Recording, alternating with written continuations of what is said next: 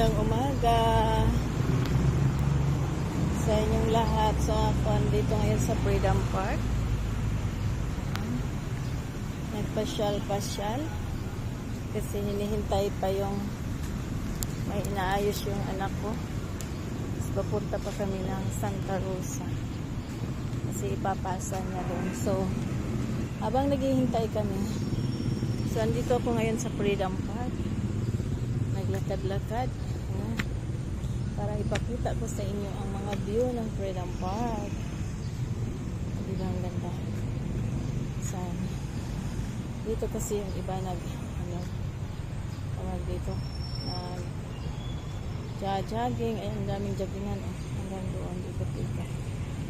So, ang ganda ng mga puno. Nag-check siguro sila ng mga